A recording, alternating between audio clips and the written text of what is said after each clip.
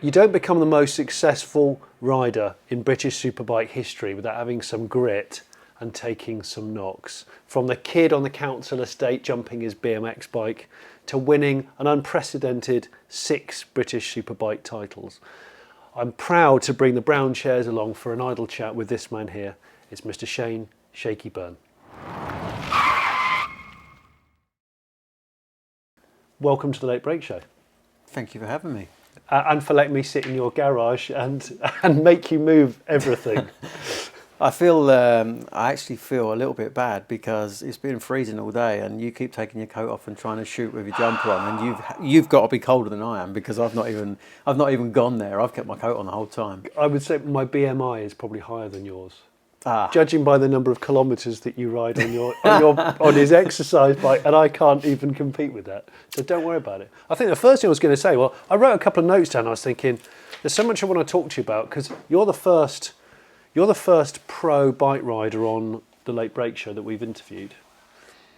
But I'm really intrigued about your car history as well. And the other thing is back in the early 2000s when your career suddenly took a massive leap, I was actually working on the publisher that made all the British Superbike brochures and programmes for the events. So that's how your name came into my being. And I remember that's when you signed your first Ducati deal.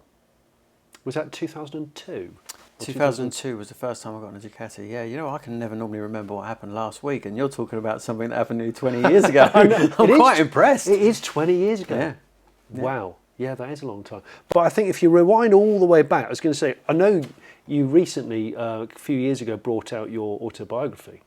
I was going to ask you, apart from the process of writing something like that, which is obviously trying to remember everything all the way back to the beginning, it's said you specifically don't really like looking back. You're quite a forward-looking person, I suppose. I think that ultimately the thing about the past is it's happened and it's done. Yeah. And no matter what, no matter who, no matter how, no matter what anything, you can't change it. Yeah. So I think that there's lots of lessons that you learn from your past that perhaps have the ability to mould your future, if you like. And yeah, I'd like to think that I'm a relatively optimistic person that's always kind of looking forward, and I don't really like to dwell too much on what's happened in the past, good or bad, you know, because yeah. One of the questions that you always used to get asked as a racer was, what's been your most successful moment? What's been the thing that you've enjoyed the most? And I always used to answer it in exactly the same way, and I used to say, well, I'd like to think that it hasn't happened yet. Do you know what I mean? My best is yet to come. Yeah. And you know, maybe it still is, even though I can't race right now. Maybe there's some new stuff on the horizon that'll be super cool anyway, and you know, on to another chapter. Who knows? Yeah. Your crash. You know, I know you've had a couple of accidents because you're a bike racer, and it seems to be par for the course, doesn't it? What happened in 2018, Snetterton? Was it May? Snetterton in May? I think it was May. Run us through, I mean, I don't know if you mind talking about it, but obviously it was a pretty serious accident that could have killed you. Yes, it very nearly did. But, you know, fundamentally, the way I look at it is this: a motorbike racer is always going to get hurt. It's impossible not to. If you're a chef, you're going to cut your finger at some point. If you're an electrician, you're going to get an electric shock at some point. Yeah. If you're a motorbike racer, you're going to fall off at some point. Yeah. And do you know what? If you don't, you're not trying hard enough, because ultimately there's a limit to how fast that bike will go around the track at that point in time. And in order to find out what the absolute limit is, you have to overstep it. Sometimes you'll get away with it, and sometimes you won't. Sometimes you won't. And that particular time, I didn't. I was riding the 2018 version of this bike that's sat alongside us right now, and it was a test day at Snetterton. And Snetterton, I'd done an out lap. It was kind of pretty much up to speed. Everything felt good. So right, okay, let's go. Let's get down to work. And essentially, I kind of entered turn 3, it's a corner called Palmer's, and the transition from turn 2 to turn 3 is basically a hairpin into a fast third gear corner, and I'd accelerated out of second gear, from the previous hairpin, got up to third, sort of set myself up towards the right hand side of the track, flicked the bike to enter turn 3, and the engine braking wise, the bike was a tiny bit tight, so the rear kind of came round on me on the way in, which is like the worst thing to happen for us as racers, because you can't really control it. But luckily I kind of caught it, so I kind of counter steered, caught it, but when the bike came back in line, it kind of snapped quite violently straight.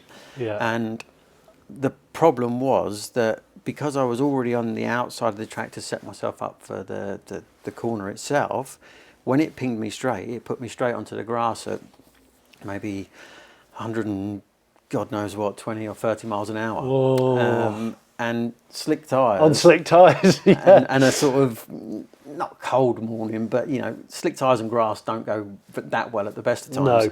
So I made a lot of attempts to get some speed off, and, you know, eventually kind of run out of room and run out of time and had to bail. But then, yeah, I went sort of head first into the barrier, which wasn't ideal. Head first. So you broke your neck.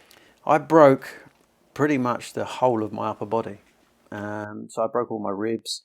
I broke my chest. I broke my neck. I broke my back. I broke a collarbone, I think.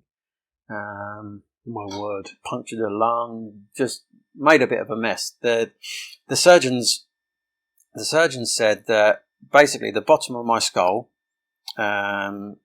shattered the top of my neck, and then the rest of it, because I went in and kind of rolled up, it kind of just like a tin of soup just kind of peeled open my spine, if you like. Oh, so, my gosh, how are you even walking and talking and your face looks normal?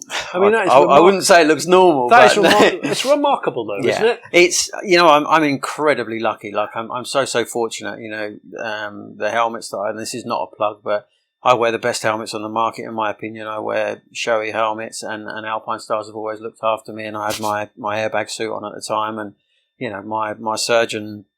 I remember my surgeon's words when we went for the surgery, because I had a few days in like intensive care, and then I had a few more days in some other even more intensive type of care. Yeah. And I vaguely remember him walking us down to the operating theatre, and him telling me I was kind of jiggling my toes about, and he was like, I still don't get how you're able to do that. And I was like, I joked with him, it's in the book actually, I joked with him, I said, well, you're the doctor, you tell me. And he said, you shouldn't be able to do that, you shouldn't be able to move, and if I was you, I'd keep jiggling it, because if I do this operation and it goes ever so slightly wrong, you won't be able to do it anymore. Gosh. And that was like, it wasn't the nice, it didn't sort of evoke nice dreams, if you know what I mean. No. It was like, oh my God, like really, am I that bad? Yeah. But yeah, here we are. You're making a fantastic recovery, and like you say, you have the intention to go back to racing. That will be the hope.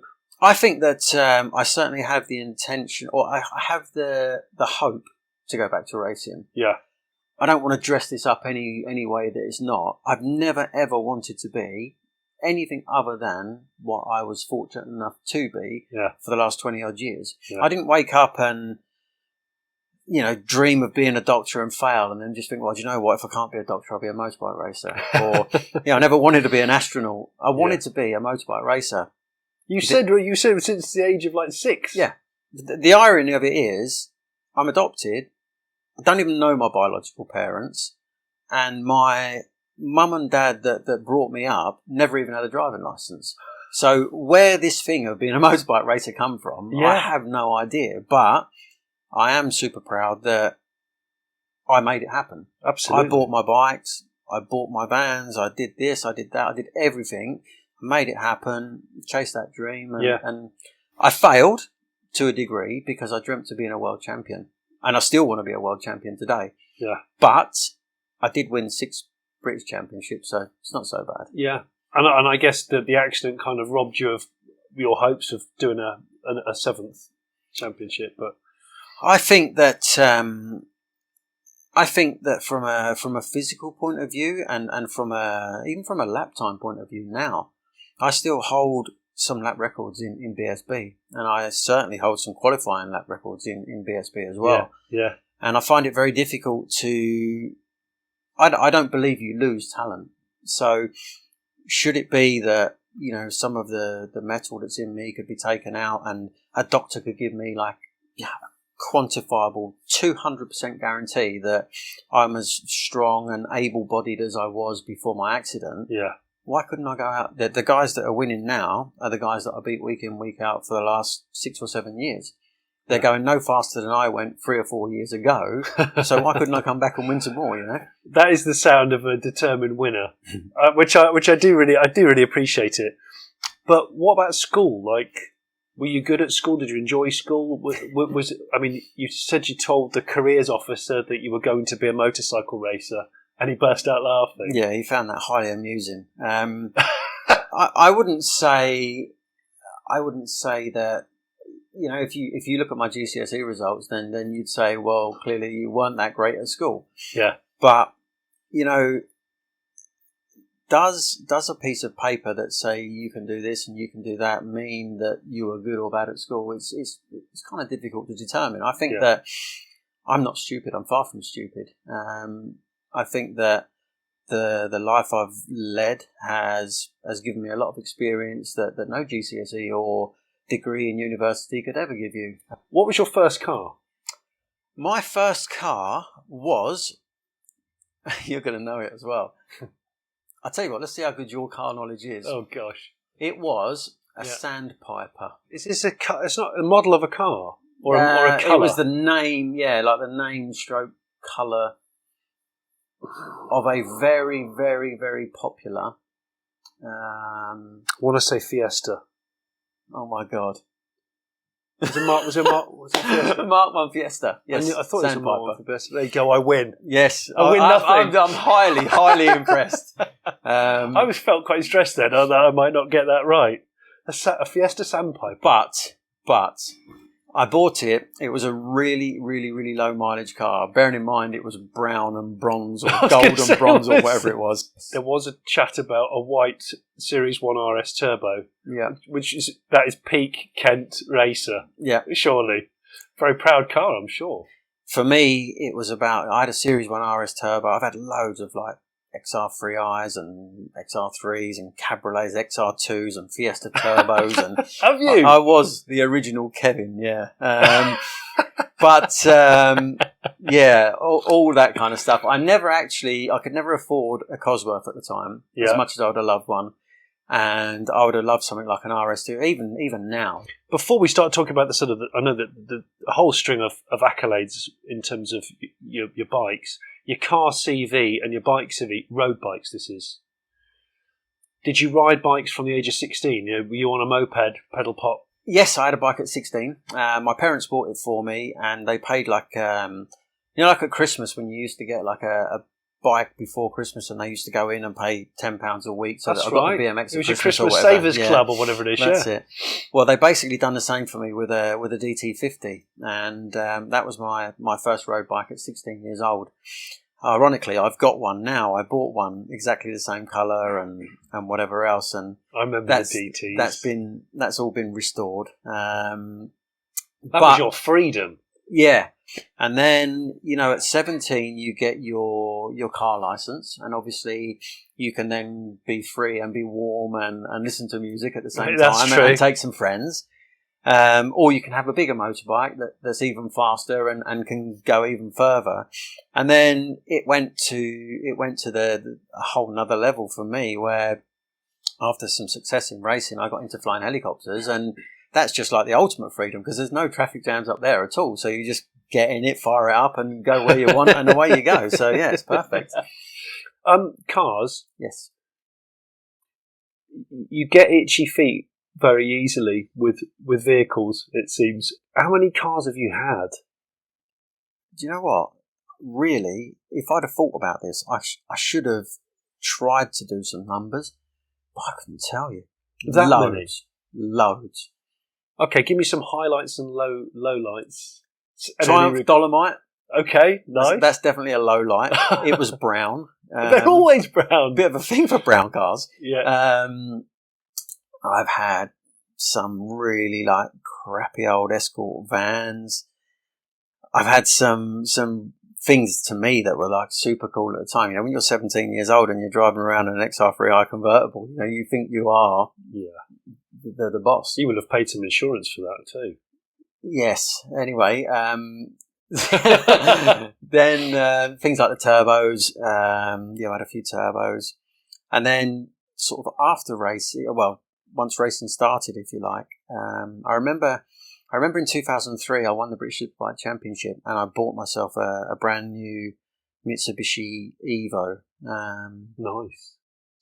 Which seemed quite cool. I nearly bought one of the Tommy Mackinnon ones the year before. And I just bottled it at the last minute and just thought, do you know what? I'll leave it. And then because I'd won the championship and earned some money, I just went in and was like, yeah, I'll have that one. You bought a brand new one? Yeah.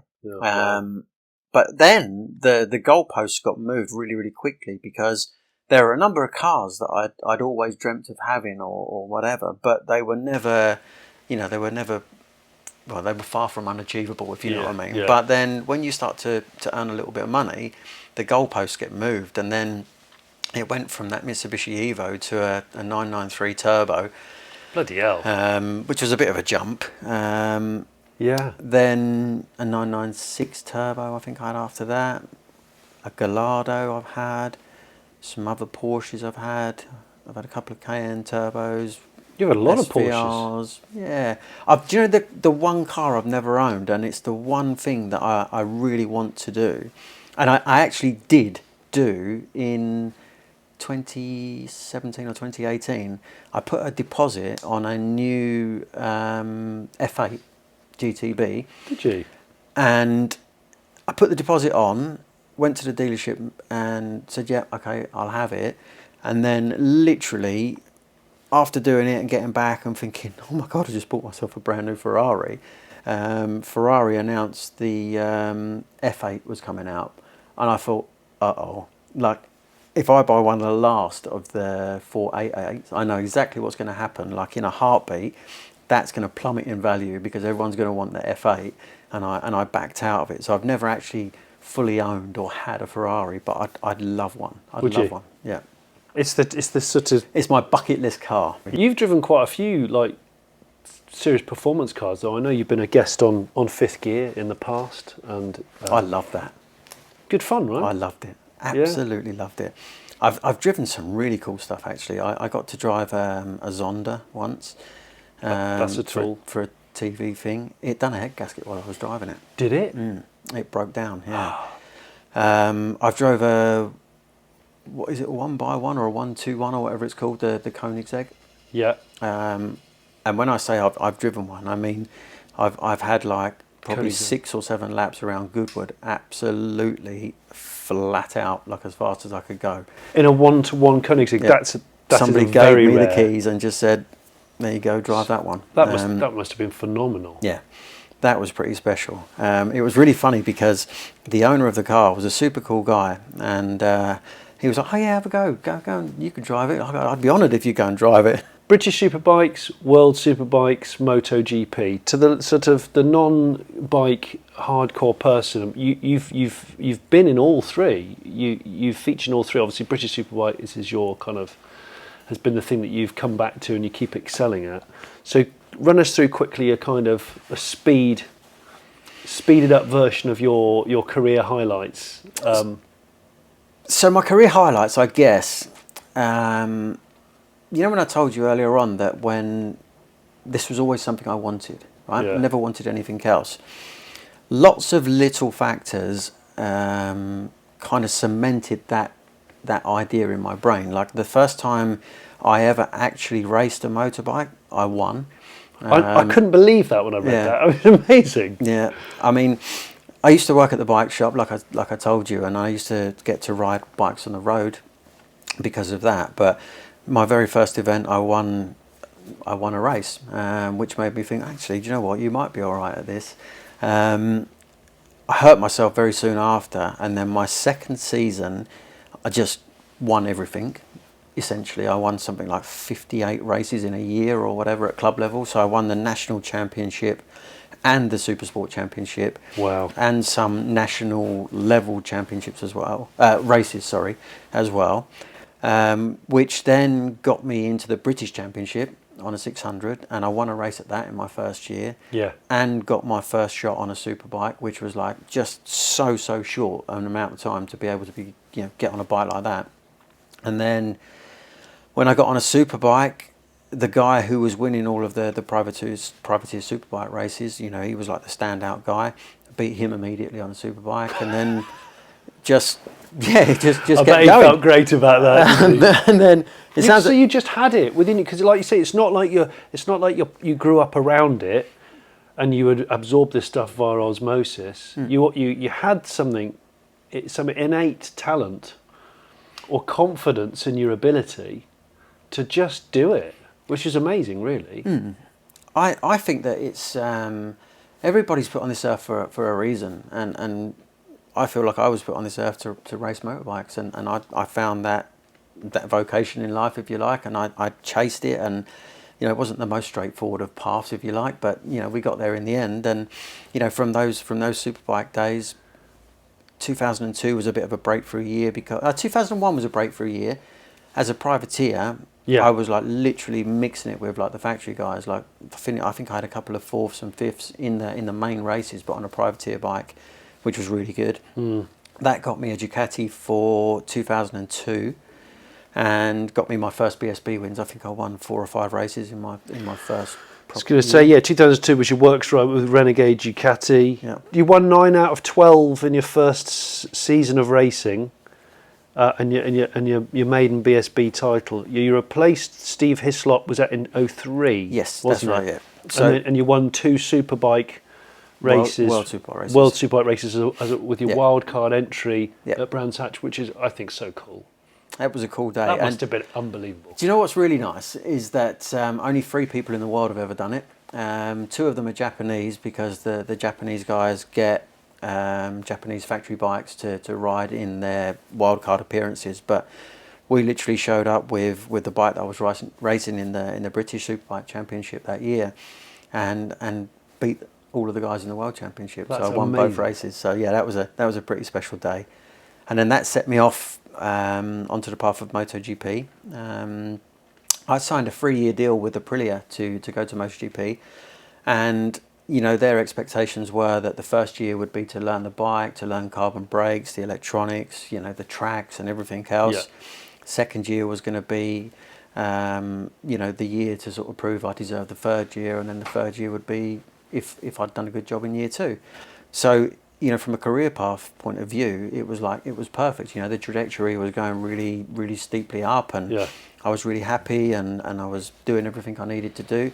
But then Aprilia sold out to Piaggio, and Piaggio didn't want to spend the money that they were spending doing MotoGP, and they said, sorry, but we're not doing it no more.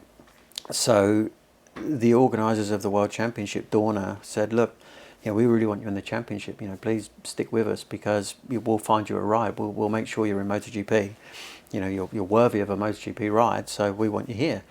So I was like, all right, okay, well, let's see what happens. But I don't know if it was it's not a regret, but it's one of the crossroads in my career where I had the opportunity at that point in time to go and ride for a couple of the factories in World Superbike, and who knows, because could-ofs and would-ofs and should-ofs and whatever, they don't mean anything, but potentially I could have realised that World Championship dream had I gone to World Superbike then with a factory bike, but I didn't, and I stayed in MotoGP, and I got to have a crack at World Superbike again afterwards anyway, so it was all good.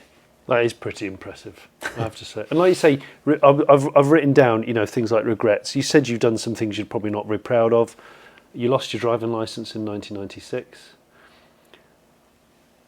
I don't know if you should elaborate on that, but obviously it's probably something you're not. What car was it in? XR3i, of course. Of course. I mean, that was par for the course them kind of days. I had a friend at the time who was wanted, if you want, for want of a better word. Oh, really? He was a wanted man. A wanted man, and it wasn't by any women or any of our friends. It was by Her Majesty. The law. And he hadn't told me that was the case, and I hadn't seen him for ages. And I was driving through town, and I saw him, and I said, "Oh, where have you been? I've not seen you for for months." Or, "Oh, yeah, I've just been away, and I was working up north and doing this and doing that." And I was like, "Oh, jump in, we'll go for a cruise about. Nice to have a catch up." And we drove past a police car, and it was like the heads on the policemen were like Tasmanian devils. They just, like, the heads just started spinning, and he was like, "Go, go, go, go, go!" And I was like, Why? Why? What have you done? Don't matter what I've done. Just go, just go, just go. And I attempted to go, but I had about probably £3 worth of petrol in the XR3i, which lasted about 2 miles, and run out of fuel. You ran out of fuel in a police chase. He legged it. I got caught and flipping. Probably spent a little bit of time or an overnight session with the officers in Sittingbourne, and they were like, who was the guy in the car? I was like, "There's no one in there." "Yes, there was. We saw him. Blah blah blah. Why did you make off?" And I was like, "Look, don't know what you're talking about." Blah blah blah. So I got my caution, and I got told off, and I got banned for dangerous driving, and not something I'm proud of. But no, gosh. Yeah. The irony of it all is that when I got banned from driving, the money that I had in the 2 or 3 cars that I had at the time was the money that I put into a race bike. So I kind of invested in myself, if you like, and that was what kick-started the racing career. So maybe it was a good thing. It needed to happen in order to act as a catalyst for this. Turn a bad into a good, right? Yeah, exactly. Yeah. I've written down mental health because I've heard that riding a motorbike is something that's really good for mental health, because you have to switch off to outside distractions, phones going off, televisions being on, all that kind of stuff. And you've got to really focus, because obviously part of the exhilaration of a bike is the danger element. You're closer to it than you are in a car or whatever. Do you believe that there's a lot of truth to that, and especially in the last couple of years when you've been kind of rehabilitating yourself after the post-crash? I tell you what I think. I think that nowadays a lot of the manufacturers have motorbikes that are so incredibly able to deliver a level of performance that a normal human being can't comprehend. That you're 100% right. If I sat you on that and said, right, go for a ride on it, it would be so fast that you would struggle to compute what was going on. Yeah. So you could quite easily lose yourself for an hour or two riding that, and get back and think, "Oh, I don't even know where I've been. What did I just do?" Yeah. Well, where did I go? Where have I been? I think that the performance nowadays is outstanding. Yeah. I also think that switching off from everything and just kind of going for a cruise about on a bike and what have you is like the perfect getaway, because, like you say, you can't have your phone on, you can't have Netflix on or whatever. You just go out, enjoy riding your bike and doing your thing. And since my accident, in some ways, I kind of feel like I've been stuck in a bit of a Groundhog Day, because I spent maybe 20 or 25 years feeling absolutely invincible. And a crash was an occupational hazard that you got fixed. You went to whichever surgeon for whichever limb was the best doctor in the country or in Europe or whatever. You went to them, you got fixed up, you got back on your bike, and away you went again. And that's life. That was how it was. But this crash was so big that wasn't possible. So I spent a whole load of time basically sat here dwelling on the fact that every day's been the same for so many days. And you spent a lot of time in this garage. Yeah, basically like you were saying. sat on a stationary bike over there. Yeah. Just trying to escape from that world, because I still want to be. I mean, maybe it's a bit of a thing of Shane and Shakey, because Shakey's the guy that gets himself fixed up and gets back on the bike and gets going. But Shakey got stolen when that accident happened, and Shane got left behind with this body that's all broken, and he doesn't really understand what to do to make it better. So he just figures that Shakey always used to train, I guess, and do his thing and try to be super positive about everything.